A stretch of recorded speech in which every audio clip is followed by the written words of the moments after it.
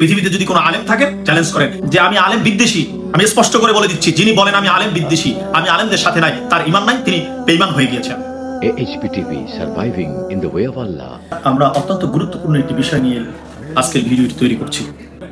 বর্তমান সময়ে আমরা দেখতে পেলাম শত বছরের ঐতিহ্যধন্য টুঙ্গি তুরাগ তীরে ইস্তেমার ময়দানে একদল মানুষ নিরহ মুসল্লি ঘুমিয়ে আছে, আর এক দল সন্ত্রাসী, চাঁদাবাজি এবং খুনি তারা এই নিরহ মানুষের উপরে আক্রমণ করে তাদেরকে হত্যা করলো।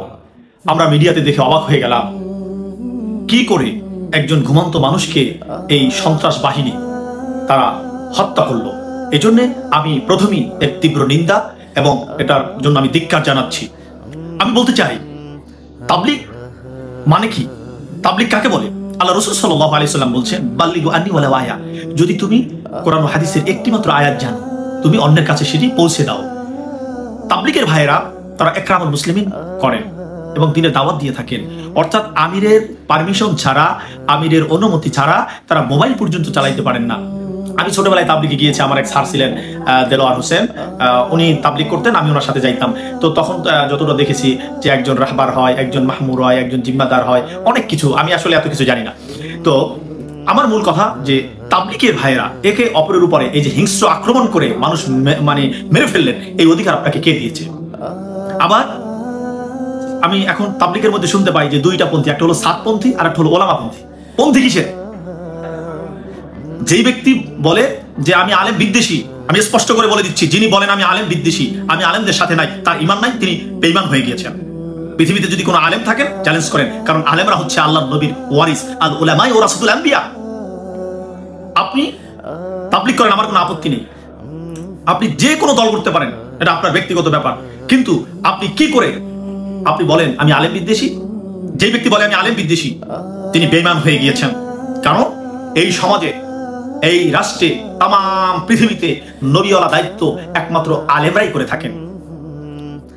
স্পষ্ট করে আপনাদেরকে বলে দিচ্ছি, একজন আলেম যদি সারা রাত ঘুমায় আর আপনি সারা রাত নফল নামাজ পড়লে, এই সারা রাত দাঁড়ায় দাঁড়ায় নফল নামাজ পড়লে যে সব হবে, তার থেকে একজন আলেম এশারের নামাজ পড়ে যখন উযু সহকারে ঘুমিয়ে যায়, আবার উঠে ফজরের নামাজ পড়ে, আপনার সারা রাত দাঁড়ায় দাঁড়ায় নামাজ পড়ার থেকে এই আলেমের ঘুমটা ইবাদতের বেশি সওয়াবের তিনি লাভবান হয়ে যান।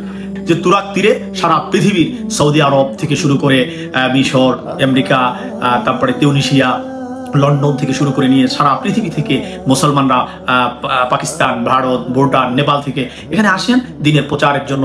এবং বাংলাদেশের জন্য ধন্য যে বাংলাদেশে সারা পৃথিবীর মানুষ আছে, মানুষ এসে দিনের কথা শোনে এবং দিনের দাওয়াত নিয়ে যায়। সেই তাবলীগকে যারা দ্বিখণ্ডিত করেছে, দুই করেছে, আমি তাদেরকেও ধিক্কার জানাই। আর আপনারা কিসের তাবলীগ করেন? কি আপনারা কি পেয়েছেন? একজন মানুষকে হত্যা করেন? আপনি কি মুসলমান? যিনি একজন মুসলমানকে হত্যা করেন, তিনি কখনো মুসলমানিত্ব দাবি করতে পারেন না, তিনি ঈমান হারা হয়ে যান।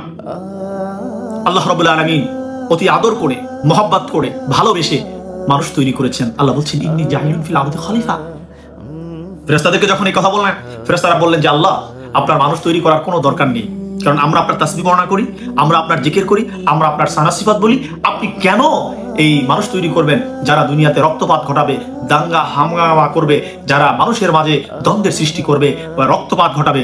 আল্লাহ বলে দিলেন, ইন্নী আ'লামু মা লা তা'লামুন। এই ফেরেশতারা, আমি আল্লাহ যা জানি তোমরা তা জানো না। আল্লাহ ফেরেশতাদের সাথে চ্যালেঞ্জ করে আপনাকে আমাকে তৈরি করলেন, মানুষ তৈরি করলেন, আর আপনি সেই আল্লাহর সৃষ্টি মানুষকে হত্যা করেন। আপনার মতো নরপিচাস এবং যিনি এই নেতৃত্ব দিচ্ছেন, তাদেরকে আমি ধিক্কার জানাই এবং বাংলাদেশ সরকারের কাছে আমি উদাত্ত আহ্বান জানাই।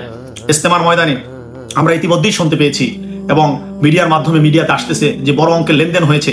এই গোপন তথ্যের রহস্য বের করতে হবে, কারা এর সাথে জড়িত, কারা লেনদেন করেছে এবং কারা এই মানুষকে, কাদের নির্দেশনায়, কাদের হুকুমে এই মানুষগুলোকে মারা হয়েছে।